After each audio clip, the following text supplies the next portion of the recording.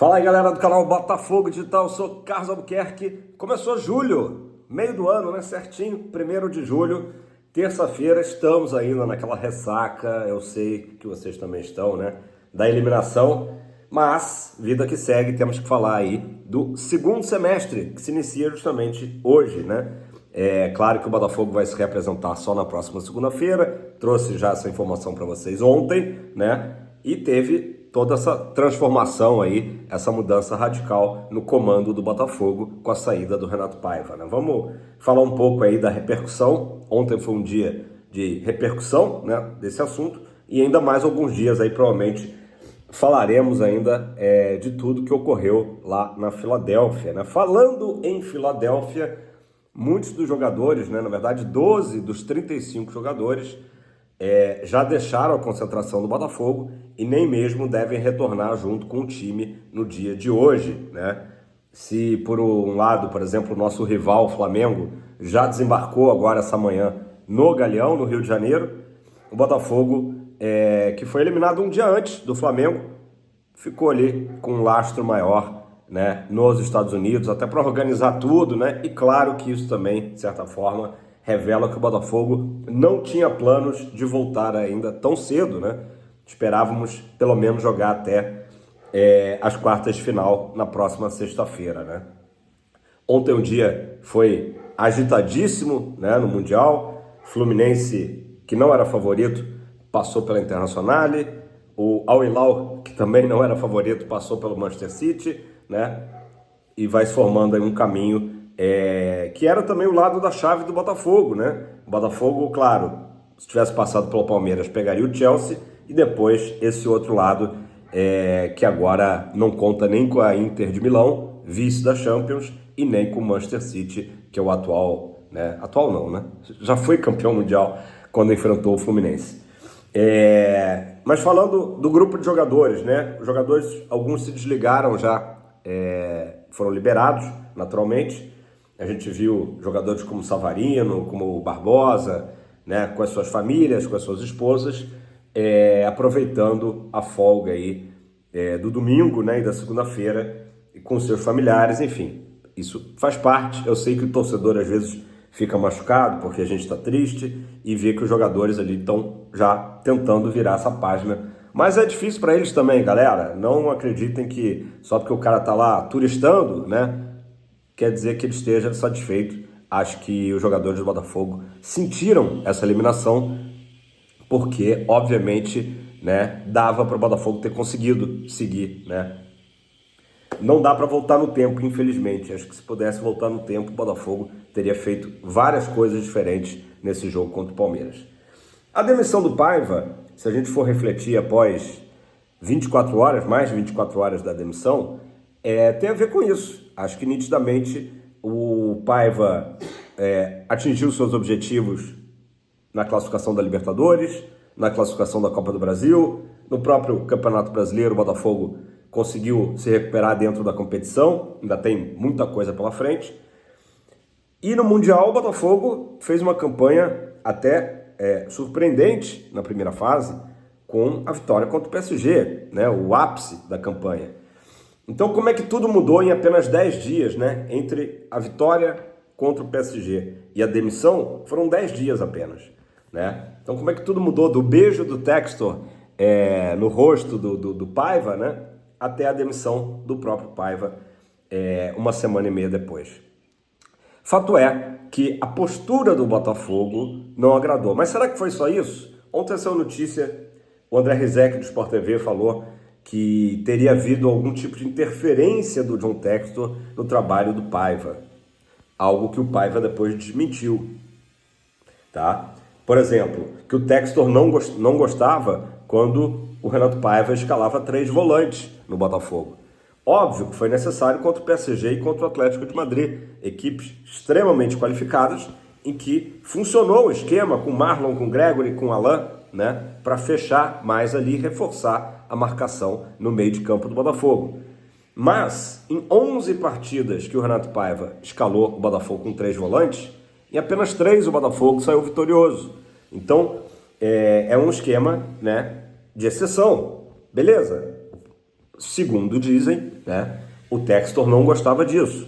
Segundo também informações aí extraoficiais, o Textor não gostava da improvisação do Cuiabano como um ponta esquerda no Botafogo, o esquema que o Botafogo utilizou na Libertadores e no próprio Brasileiro, porque o Cuiabano é visto como um ativo do Botafogo que pode ser vendido para a Europa como lateral esquerdo. Então ele estava sendo escalado e até indo bem, fora de posição. Isso também teria causado um desgaste.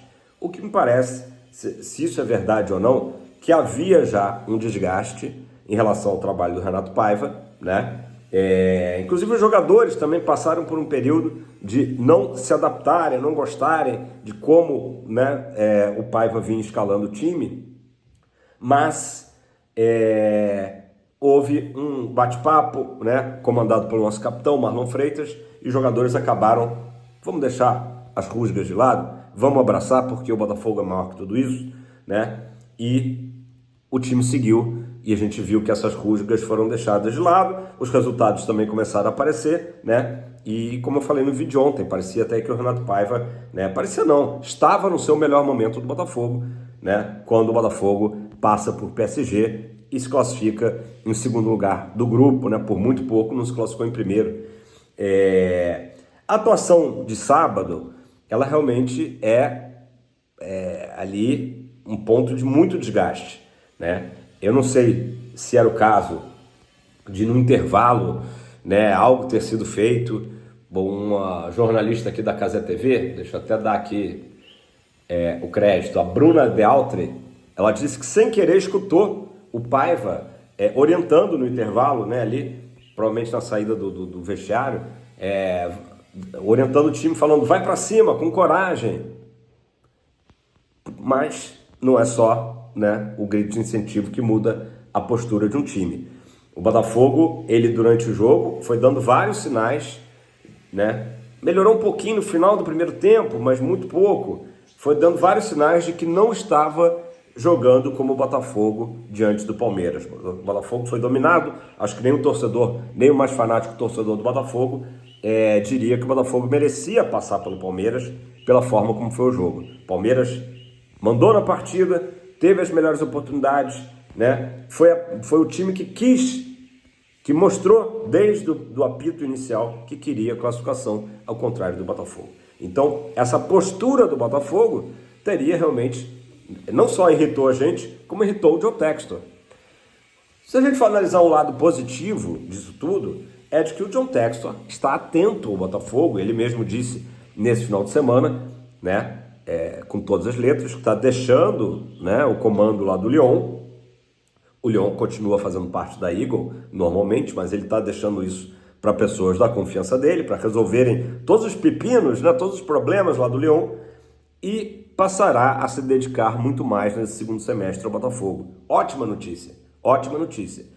E essa demissão mostra um desconforto, ela sai do que a gente está acostumado a falar, que o John Textor tem suas convicções, não costuma mudar o comando do time. Se a gente for analisar, poucas vezes foi mudado. Quando teve o Thiago Nunes, que foi muito mal, quando teve a questão do Bruno Lage, mas os jogadores pressionaram para que houvesse uma saída. Mas no caso do Arthur Jorge e do Luiz Castro, eles só saíram porque quiseram, porque receberam propostas melhores e saíram do Botafogo, não porque o John Textor quis. Então essa saída do Paiva tem uma característica diferente, que é o John Textor ir contra a sua própria convicção de 3, 4 meses atrás, né? Em março que entra o Paiva, porque realmente houve uma grande insatisfação com a maneira que o Botafogo foi eliminado. Volto a dizer, se o Botafogo perde, até por um placar mais elástico, sei lá, um 3-1, mas lutando, em pé, guerreando, jogando o seu melhor futebol, eu tenho certeza que o Renato Paiva continuaria à frente da equipe.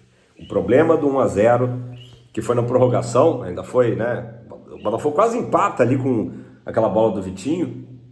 O problema foi a atitude, a postura, o esquema de jogo do Botafogo diante do Palmeiras. Parecia que, com todo respeito, vou tentar citar aqui um exemplo, sei lá, que era Palmeiras jogando contra o Mirassol, né? Acho que o Mirassol vem fazendo boa campanha, mas vocês entenderam o exemplo. o Botafogo se apequenou diante do Palmeiras. Depois de ter enfrentado o gigante do PSG e vencido, ter enfrentado o Atlético e dentro da proposta do Botafogo, que era não perder por mais 2 gols de diferença, conseguiu.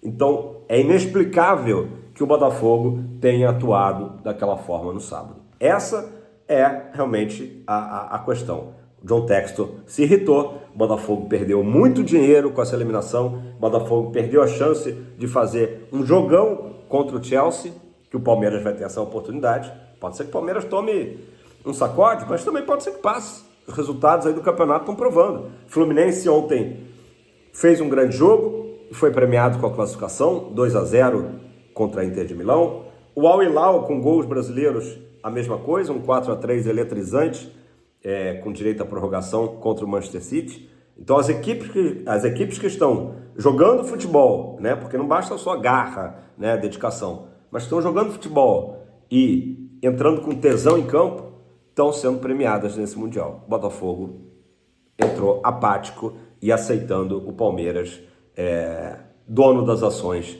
né, e por isso a demissão, né? Acho que a maioria concorda com isso. Galera, pra gente fechar esse vídeo de hoje, que é mais aqui um bate-papo, aqui uma resenha, né, a gente tentando entender ainda tudo que se passou, vamos falar aqui dos técnicos, né, a situação dos técnicos. O GE trouxe uma matéria sobre os técnicos que o Textor tentou no início do ano, como que eles estão hoje, estão livres no mercado, não estão, né? Mudou alguma coisa? De um modo geral, a situação não mudou muito deles não, tá? Já dou esse spoiler. André Jardine, do América do México. O Botafogo acreditava muito lá em janeiro que iria contratar o André Jardine. Era a preferência do Textor, logo que o Arthur Jorge deixou o clube. Brasileiro, enfim, treinador do América do México. Ele continua por lá. O América do México, que teve chances de disputar esse Mundial, fez um jogo...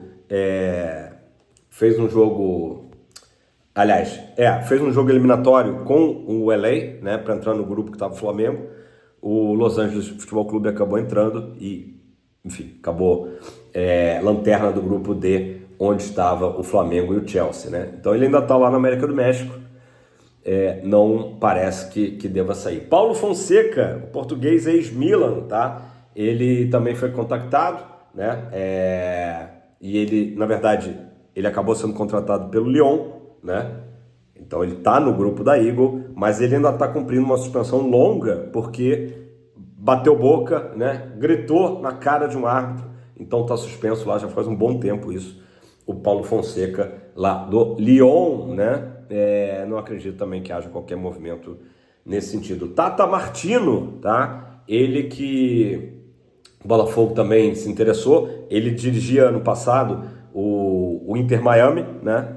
E um desses nomes aí com grife, né? Tata Martino continua afastado dos gramados. Rafa Benítez, outro medalhão que se falou muito, né? O espanhol de 65 anos, ele também chegou a ser favorito do Textor para assumir o Botafogo, mas não estava muito afim de vir para o Brasil, né? O último trabalho dele foi lá o Celta de Vigo, né? Na Espanha, e ainda março de 2024, né, que ele deixou o Celta, e ele também não mostrou muita vontade de vir para o futebol brasileiro, não. Roberto Mantini, o italiano, né, também durante muito tempo, né, se acreditou que esse vai ser o cara do Botafogo em 2025.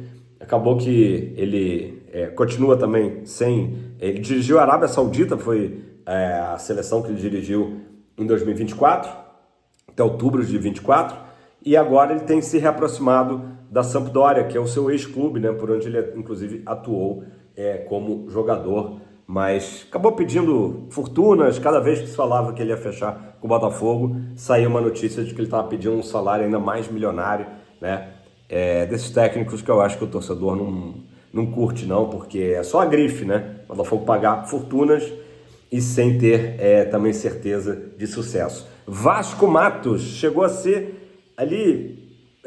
todo mundo confirmando que Vasco Matos seria o novo técnico do Botafogo, né? E chegou a ser anunciado, né? Chegou a ser anunciado. E acabou que ele não...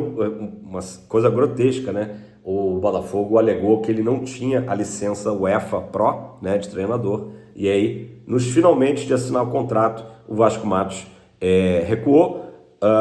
Por outro lado, disseram que o Santa Clara, clube dele lá em Portugal, aumentou a proposta, renovou o contrato, enfim, tá lá até hoje o Vasco Matos. Tite, que muita gente aí, eu sei que essa hora tá torcendo o nariz, vai comentar aqui embaixo, Tite não, né? O Tite, o último trabalho dele foi no Flamengo, não foi um bom trabalho. Início do ano, além do contato do Botafogo, houve também do Corinthians, se falou que ele voltaria, né, para o Parque São Jorge, mas ele alegou também problemas de saúde mental, que precisava cuidar da saúde mental, e negou o Corinthians e também negou o Botafogo. Aliás, não chegou nem a haver uma proposta do Botafogo oficial pelo Tite. Houve conversas, tanto com o Tite como com o filho dele, que é auxiliar dele, e por mais que tenha agradado ao John Textor, se percebeu que o Tite não estava, né, com o mental dele focado em trabalhar esse ano, né? Então também o Tite foi descartado. E o último nome, que curiosamente foi entrevistado na véspera do acerto do Botafogo com o Renato Paiva, foi de Hernan Crespo, né? O Hernan Crespo chegou a ser entrevistado pelo Textor. O que se fala é que a entrevista do Hernan Crespo, que aliás eu gosto do nome, né? Já havia feito um bom trabalho no futebol brasileiro, no São Paulo. A entrevista não emplacou, não foi boa, não foi bem vista, né, internamente, e acabou que o Botafogo entrevistou o Renato Paiva, o Textor entrevistou o Renato Paiva e fechou com ele. O Hernan Crespo recentemente assinou, né, com o São Paulo, então retorna ao Morumbi com a saída do Zubeldia. Então esses são os nomes, né, que foram muito falados em janeiro, fevereiro, né, e pelo Botafogo, foram entrevistados, né, mas nenhum fechou. Eu acho que esses nomes aí não vão emplacar agora. Acredito que o Textor surja com um novo nome, mas isso não é informação, é só um palpite. Comenta aí embaixo. Beleza, galera? Ótima terça-feira a todos. Comenta qual o seu favorito, algum desses nomes que eu citei, algum outro nome, né? Tem Sérgio Conceição também, que está sendo falado. Comenta aí, o importante é que o Botafogo logo tenha o seu novo comandante, porque o grupo se representa segunda-feira e o ano continua.